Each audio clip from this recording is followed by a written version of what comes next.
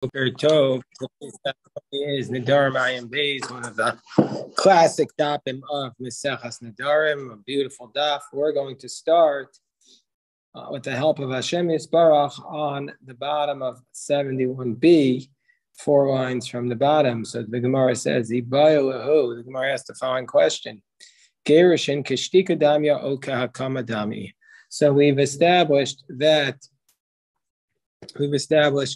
a husband or a father have the right to annul the vows of their daughter. That's called being mayfair, the daughter or their wife, respectively. That's called mayfair the vows. If he annuls the vows, the vow is canceled. However, if he is making the nadir, if he upholds the vow is upheld, and they can no longer cancel it. So the Gemara asked the question, now, the husband, if he divorces his wife, is that considered like he was silent, meaning neutral, and he still has the ability to be made for the vow? Or is it like a kamya damya? Is it like he upheld the vow? Because once he divorces her, he can no longer annul her vow. So it's like he implicitly upheld her vow. So therefore, is it like when he divorced her, is it the equivalent of a kama? So the Gemara asks, so my nafkamina, what's the difference? She's divorced. He can no longer annul her vows. No, the Gemara says that there is a difference. You go into Nadra of the Shama vow. Let's say she makes the vow, her husband hears her, Vigarsha, he divorces her, V'ahadra biyome, and then he remarries her that same day. Now, if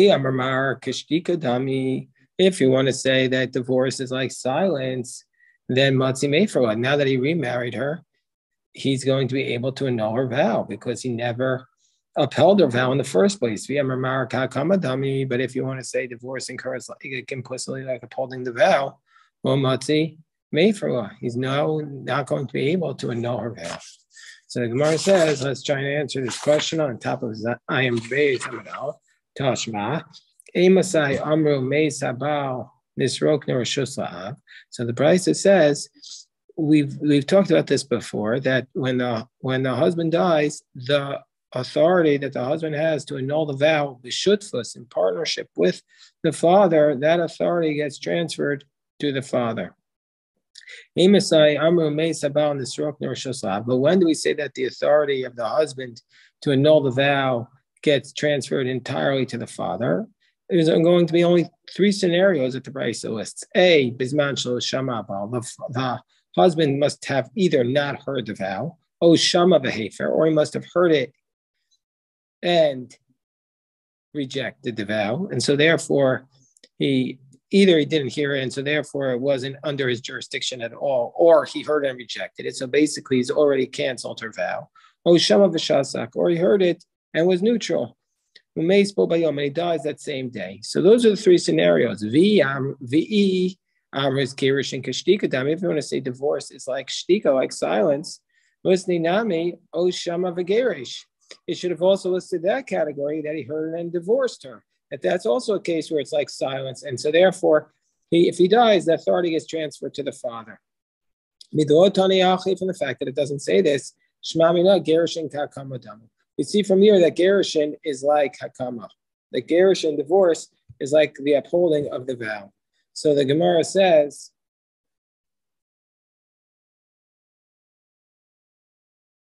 Gerushin is like Hakama Damu. So the Gemara says, but wait, from the conclusion of that Brisa, we see the opposite conclusion. Ema Seifa. The next part of that Brisa, we see the opposite, because it says, Avo Im Shama. Brisa says, Im Shama V'kiyem. Let's say he heard the vow and he actually upheld it. O Shama V'shasak. Or he heard it and was silent. Umeis Biyom Shalachar. And then he dies the next day, meaning to say either he upheld it or he waited more than one day. And Yachol Afer, then under those circumstances, the husband can no longer reject the vow because he upheld the vow or his time expired. The Amr is Gerushin Kakama Dama. I'm going to say that Gerushin, like you just said, is like upholding the vow, like we said, according to the Reisha, Lisni Vim Shama Vigirish. It should have also listed this as one of the cases of Hakama, that if he heard and divorced her. So from the fact that he didn't actually say this, Shma Mina Gerushin Kishtika Damu. We see from here that divorce is like kishtikadam is like silence. So Gemara explains, so he says from this, we can't learn out anything. You can't have an implication, because if the Reisha is meaning only those three cases, only those are the cases of transfer, and therefore Gerushin is kakama, then we have a problem. Then we're going to have to say that the seifa is not dafka, that the seifa is listing not every case of hakama. And seifa dafka, and if the last clause is exact, and meaning to say those are the only cases of hakama on Gerushin and Shtika, then nasiv reisha mishum seifa, then we have to expand the reisha and change the reisha from being dafka because of the seifa. So you can't learn it either way. It's not implied that the Mishnah can be learned either way, the price can be learned either way, so therefore we don't have an answer. So Zok the Gemara, the next attempt to prove is Gerushin Kashtika or Kakama.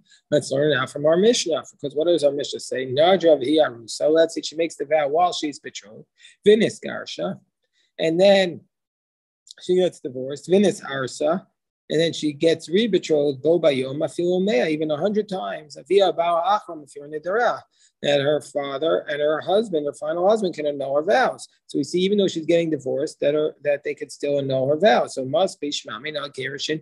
Must be that Gerushin divorce is not like Hakama, but it must be like Shtika, like silence. Dika Hakama Damu, Mi Matzi Mefer Aros Achor, Nidri de Ukim Aros Rishon. Because if that's the case, if it's like Hakama, how could the final Aros annul the vows that the first Aros made? So this is a proof that Gerushin is like Hakama. The Gemara says, no, what must we be talking about here? Bishalosh Shama Aros Rishon, where the first Aros had not heard it, that the first Aros never heard her make the vow in the first place. Well, the Gemara says, well, if that's the case, well, if he didn't hear her make the vow, and so therefore that's why it's not, when he divorced her, it's not considered like an implicit Hakama, because he never heard the vow in the first place. What does it matter if the divorce and the betrothal happens on the same day? The Aros didn't hear anything, so why is the clock started to tick? So the Gemara explains, it shouldn't have been the case that even after 100 days, if that's the first time he hears it, that's when the clock should start to tick. So the Gemara says, no, what we're talking about is Kishalosh Shama Aros for Shama Av. No, we're talking about a case, the Aros didn't hear it, so therefore his divorce was not an implicit Hakama of her vow. But the father did hear it, and that starts the clock ticking. Because on that day, he's going to be able to annul her vows. Because since the father heard it, we don't care that the Aros didn't hear it. That's when the clock starts ticking. Meaning to say, the Rambam says that they have to annul the vow on that day, even if the fiance didn't hear it, even if only the father heard it. That counts as that day. But from that point on, after that day, they can't annul it. So therefore, we have a situation where they have only one day to annul the vow, but also the Aros's divorce was not considered Hakama because he actually hadn't heard it. So the Gemara is still trying to prove this case. Is Gerushin Hakama or Hafara? Tashman, Nadra Bo Bayom. Let's say she divorced her, she took a vow on that day. And Gerushin and divorced her. He remarried her that day. And Yachol Hafer, he cannot annul the vow. So we see from here, as the Mishnah is telling us, that if she takes the vow that day and he divorces her and he remarries her, he can no longer annul it. Shmamina Gerushin Hakama Dami. Isn't this proof that the Gerushin is like Hakama? Because once he divorced her, he can no longer annul the vow. Gemara says, no, that's not talking about a case of Erusin. Here we're talking about a case where she was fully married. So she was fully married, and then she took the vow, and then she was divorced, and then he remarried her. Because since she went out one moment, or Shus Atzma, even though to her own domain, then even though he remarries her, it's as though she was like married to somebody else. In that sense, he cannot annul her vows, because now it's considered kodman, vows that she brings in prior to the marriage. And and we have a principle, the Ainu Taima, the Ein Yachol Afer Mishum, the Ein Baal Mefer B'Kodmin, because the husband only has the ability to annul the vows that she brings him prior to the marriage when he's in a state of erusin, when it's betrothal. Then he could do the marriages that she was made. Then he could annul the vows that she brought him prior. But from Nisuin, he can't.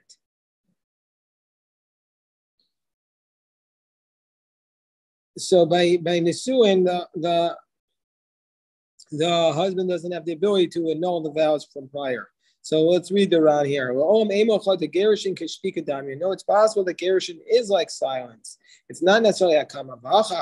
So what's the reason why she can't annul the vow? Why he can't annul the vows here when he remarries her? Because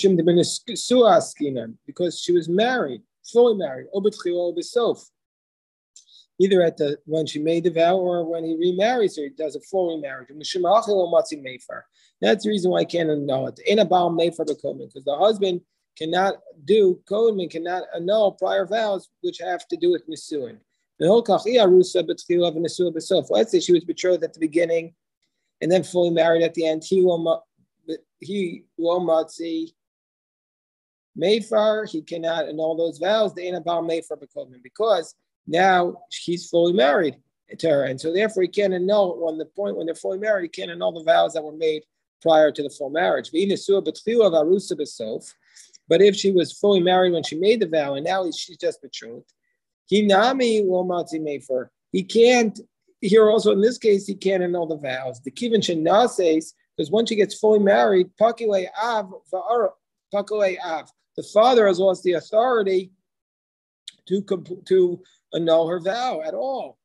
And we say, but the aros and while she's betrothed only at this point to her fiance, he can only annul the vows in shutfus. And since her father can't annul the vows, so there's no shutfus anymore. There's no partnership, and so therefore the vows can't be annulled. And the only reason why the Gemara says, well, at this point, if she was fully married and now she's a rusin after the remarriage, reason why it only says here the law of Kodman, but not the law of that the husband needs shutfis is mishum dahainu taima machmas shenestal koab, because when she got fully married, that's the reason why she went out of the domain of the father. Okay, so now we start on Ayin Beis on the base, and the focus of the chapter really shifts. It becomes a little bit more like Shas topics going throughout Shas.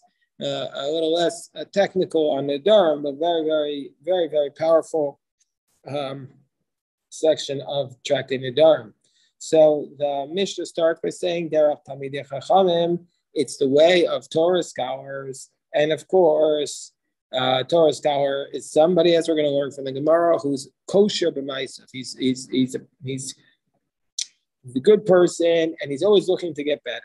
So the Torah scholar is somebody who we should all strive to be. It doesn't have to only be a Torah scholar. The Gilyoni Ashah says that for everybody it's appropriate to act like a Torah scholar. And so it doesn't say, oh, I'm not a Torah scholar, I can't do this. No, each of us should try to do this. Well,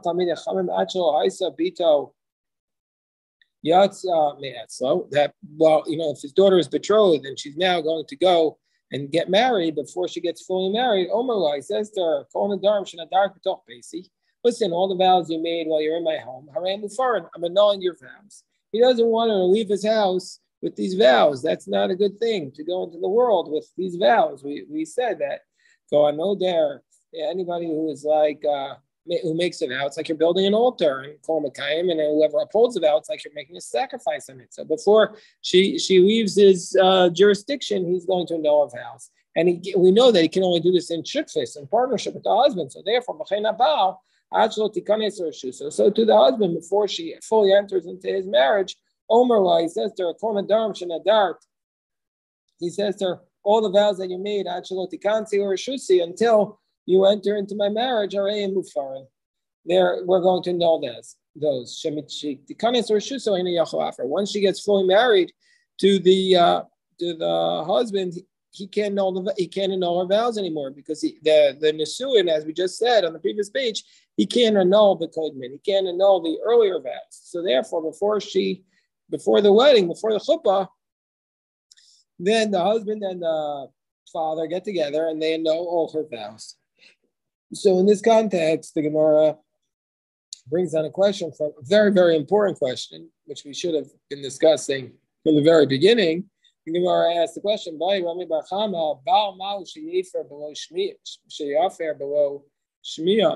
can the husband annul the vows without actually hearing the vow in the first place?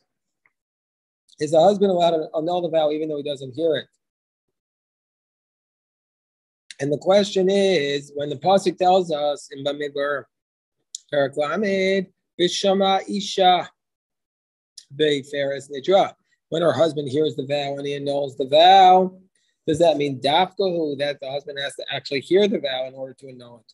Olav dafka, or meaning even if he didn't hear it, he's able to annul the vow. So Amar Rava says he's trying to answer this question from our Mishnah. Because what does our Mishnah say? Tashma derech talmidei chachamim ad shelo yatsa spito miyatzlo omer lo kol nedarim shenedar k'toch beisi harei ein mufarim. What's the way of the Torah scholars? That before his daughter leaves his jurisdiction, he says all the vows that he made in my house, they're going to be rejected. V'halo shama. But the father hadn't heard the vow. So we see that even though he hasn't heard the vow, he can reject the vow. We can reject the vow. Gemara says, no, no, what it means is that when he hears the vow, he's saying all the vows that you made. When I hear them, they're rejected. Well, the Gemara says, well, if he's not going to hear the vows, why should he say anything? If he hasn't heard anything, why should he say anything? No, the Gemara says, no, we see that this is the way of the Torah scholar. The way of the Torah scholar is ladure, is to always be looking. Is everything that's under his jurisdiction, is it done according to Allah? He's always looking closer and closer and closer. So that's really what it is.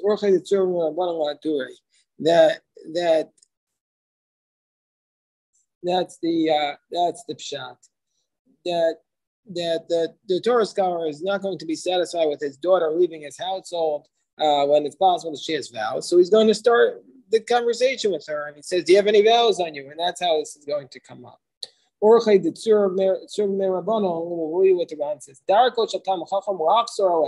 It's the way of the Torah scholar to go to her, and say to her, all the vows that you made, they're rejected.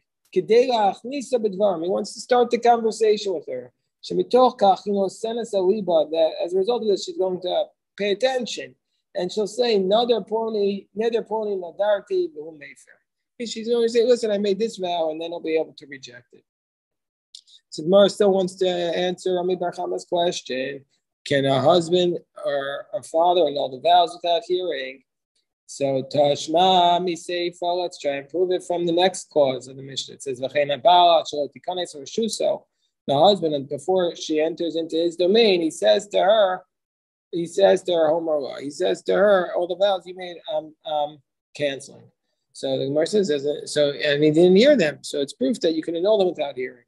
The Gemara says, no, Hachanami, here also we have the same answer. The Gemara says,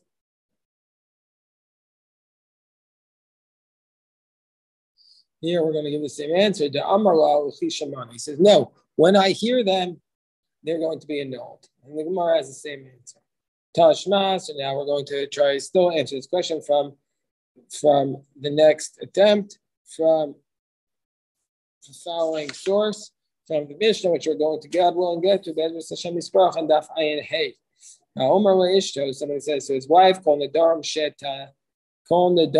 Shetaduri, any vow that you make from the time that I leave until Ad Sha'avo Mimakom Poni, until I return. Harein Kayamin. If he says all those vows that you made from the time that I leave until the time that I return, they are upheld. Well, Amar Kum. He said nothing. You can't uphold the vows before she makes them. It's an impossibility. And what's the reason? So the Mefarish writes, what's the reason? So the Mefarish explains as follows. The Mefarish explains because it's impossible to uphold a vow that has not yet come into existence. So therefore, it's davar shelo ba'olam. You can't uphold the vow. But if he says Hare Mufar, and if he says all the vows that you're going to make from now until I return are actually rejected, Rabbi Eliezer Omer Mufar. Rabbi Eliezer says that those vows are going to be rejected. There it is effective. It is a rejection. What's the reason? For Rabbi Eliezer. So the Mishnah is going to tell us there that if it's going to be a kal v'chomer, that the reason why Rabbi Eliezer says her vows are rejected it's a kal v'chomer, because we say, because if a rejection of a vow by the husband works in a situation where the vow was already applicable, for sure it works in a situation where it wasn't applicable. And so therefore, her rejection of a future vow makes sense, his rejection. But by Akama, it's the opposite, that only those vows that are in existence can you uphold, but not if it's not yet in existence. That's what Rabbi Eliezer's logic is. So we see from here, Rabbi Eliezer is rejecting the vow that she has not yet made. So how can he reject the vow? How could he reject the vow? He didn't hear it. So the Gemara says, so he says, no, when I hear the vow, then it will be rejected. So the Gemara says, so why does he need to do it from now? When he hears it, let him know it. Maybe he'll be busy. Maybe in a busy meeting, and then he'll hear her make the vow in the background, and he doesn't want to get up and say, I reject your vows. So he's saying it right now. So now we get to the money case, as we say. Tashma, it doesn't have to do with money, but it is the powerful case, which has the most conversation on this page. Tashma ha'omer la'apotropos, a person says to his attorney, his executor, the person who is in charge of his estate, while he's away, kol nedarim shelo daras ishti mikan v'ad shavo mimakom ploni hafer. So he says, all the vows that my wife will make from now until I come back from so-and-so, he's going on a business trip. I want you to reject those vows. All those vows I want you to reject.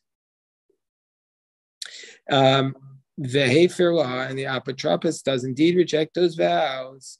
Yachol Yehu Mufaran. I might think that the apotropos' rejection is efficacious, that indeed he's rejected the vows. Tam Homer. Isha yikimenu v'isha yeferenu. The verse states Isha yikimenu v'isha yeferenu, that the husband can uphold it and the husband can reject it. We see from here that since he's not the husband, he doesn't have the ability to reject the vow. The agent, in this case, the attorney doesn't have the ability to reject the vow on behalf of the husband. That's the position of Rabbi Yoshaya. And Amar lo Rabbi Yonasan, so Rabbi Yonasan responds to Rabbi Yoshaya, Matzinu kol Torah kulo shel adam kamoso.